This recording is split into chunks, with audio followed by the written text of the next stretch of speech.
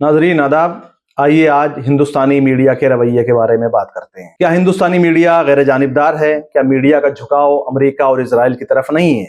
आखिर अखबारात के सफ़हात से ईरान के हमलों की खबरें गायब या कम क्यों हैं? अगर ईरानी हमलों की खबरें छपती भी हैं तो इजराइल में होने वाले नुकसान की सही रिपोर्ट सामने क्यों नहीं आती? आइए इन तमाम मसाइल पर बात करते हैं। ईरान, अमेरिका और इजराइल के दरमियान कशीदगी या किसी भी मुमकिना जंगी सूरत हाल पर हिंदुस्तानी मीडिया की कवरेज को समझने के लिए जज्बात के बजाय तनकीदी नज़र ज़रूरी है, क्योंकि अक्सर औकात खबर और प्रोपेगेंडा एक दूसरे में खलत मलत हो जाते हैं।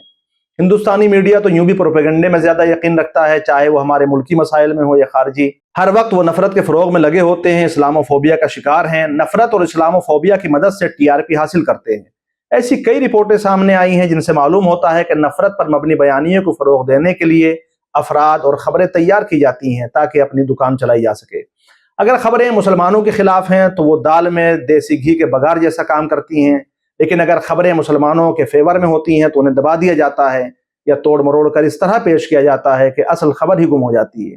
हिंदुस्तान में जितनी नफरत है उसकी जिम्मेदारी मीडिया पर भी आयद होती है, क्योंकि मीडिया हुकूमत का तोता और यरकानी तंजीमों का आलाकार बन गया है। बहरहाल, आइए जानते हैं कि इंटरनेशनल इशूज़ पर इस वक्त मीडिया किस तरह काम कर रहा है। हिंदुस्तानी मीडिया पर हमेशा एक तरफा बयानिए यानी वन साइडेड नैरेटिव चलाने के इल्जामात लगते रहते हैं। बाज़ नाक़दीन के मुताबिक हिंदुस्तानी न्यूज़ चैनल अक्सर अमेरिका और इजराइल के मौक़िफ़ को ज़्यादा नुमाया करते हैं, जबकि ईरान का नुक्ता नज़र कम या मस्ख़ शुदा अंदाज में पेश किया जाता है। न्यूज़ चैनल तो जो कर रहे हैं वो हम देख रहे हैं, लेकिन अखबारात का हाल भी बहुत अच्छा नहीं है।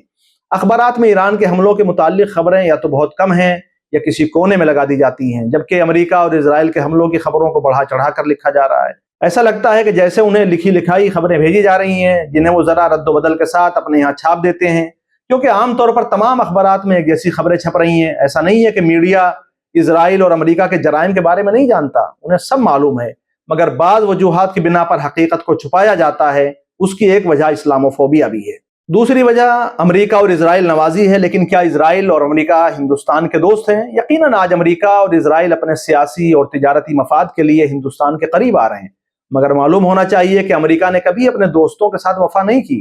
आज लोग न्यूज़ चैनलों पर बैठकर अमेरिका और इजराइल की मोहब्बत में बुलंद बाग दावे कर रहे हैं। वो कभी डॉलर के अलावा किसी दूसरी करेंसी में तिजारत नहीं करेंगे। उन्हें शायद मालूम नहीं कि जिन मुल्कों ने डॉलर की मोहब्बत में अपने कौमी और मुल्की मफाद कुर्बान किए, आज उनकी सूरत हाल क्या है। क्या हम इराक और अफगानिस्तान की बर्बादी को भूल सकते हैं?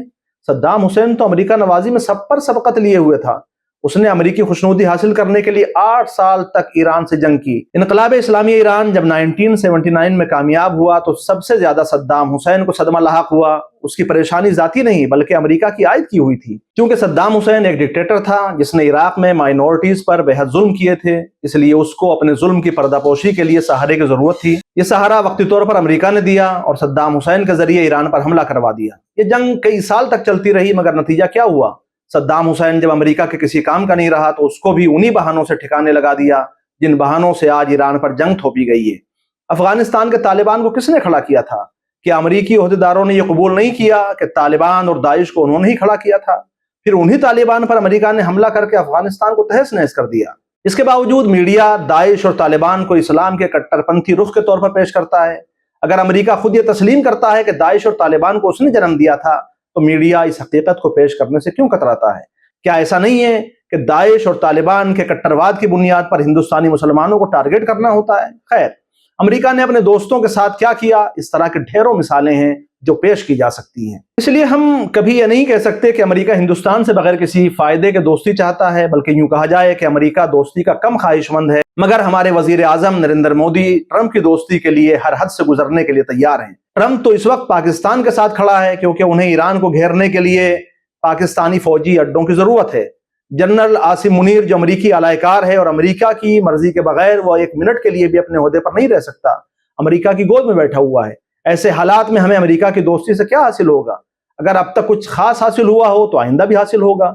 इसलिए सरकार और मीडिया की अमेरिका नवाजी का क्या माना है, ये बात समझ से परे है। अब आते हैं दूसरे नुक्ते की तरफ। हमारा मीडिया सनसनी खैजी में यकीन रखता है। कई न्यूज चैनल TRP बढ़ाने के लिए जंगी सूरत हाल को बढ़ा चढ़ाकर पेश करते हैं, जैसे तीसरी आलमी जंग के खदशात या फौरी तबाही के दावे। हालांकि जमीनी हकीकत ज्यादा पेचीदा होती है। ईरान पर होने वाले इजरायली और अमरीकी हमलों को इस तरह दिखाया जाता है जैसे ईरान में कुछ बचा ही नहीं।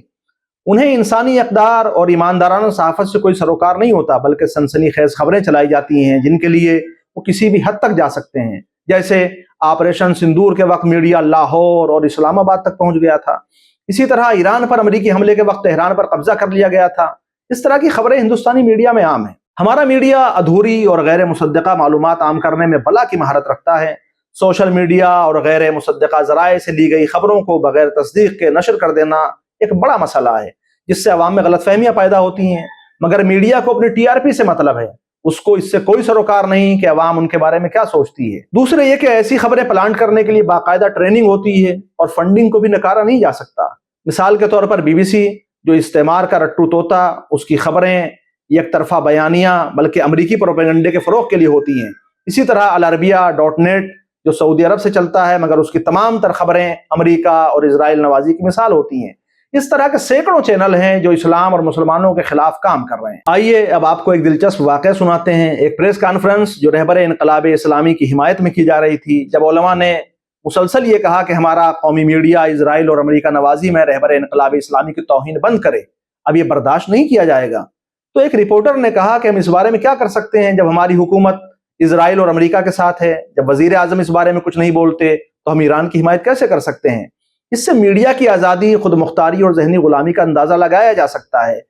یہ واقعہ UP پریس کلب لکھنؤ میں پیش آیا تھا۔ اس طرح کے واقعے عام طور پر آپ دیکھتے اور سنتے رہتے ہوں گے۔ انٹرنیشنل معاملات اور تنازعات میں ہر فریق اپنا بیانیہ مضبوط کرتا ہے، اس لیے صرف ایک ملک یا ایک میڈیا پر انحصار کرنا خطرناک ہو سکتا ہے، خاص طور پر ان نیوز ایجنسیوں پر جو امریکی اور اسرائیلی نیوز ایجنسیوں پر منحصر ہیں۔ ہمارے یہاں بھی زیادہ تر خبریں امریکی اور اسرائیلی نیوز ایجنسیوں سے چھن کر آتی ہیں، اس لیے ان کا معیار مختلف نہیں ہوتا۔ اگر ہم ان خبروں کو مختلف نیوز چینلز یا نیوز ایجنسیوں کے ذریعے کراس چیک کریں، تب بھی حقیقت تک پہنچنا مشکل ہوتا ہے، کیونکہ عام طور پر سب کے سورسز الگ نہیں ہوتے۔ سوشل میڈیا کے آنے کے بعد تو حالات مزید پیچیدہ ہیں۔ اس پر AI نے حقیقت تک رسائی کو مزید مشکل بنا دیا ہے، کیونکہ فرضی ویڈیوز اور فرضی تصویریں بنائی جا رہی ہیں تاکہ عوام کو دھوکہ دیا جا سکے۔ ایسی صورتحال میں کسی بھی خبر پر یقین کرنے سے پہلے جہاں تک ممکن ہو معتبر سورسز تلاش کریں، معتبر افراد کو سنیں جن کے یہاں حقیقت زیادہ ہوتی ہے۔ ایسے افراد کی اب بھی کوئی کمی نہیں ہے، بس ان تک پہنچنے کی ضرورت ہے۔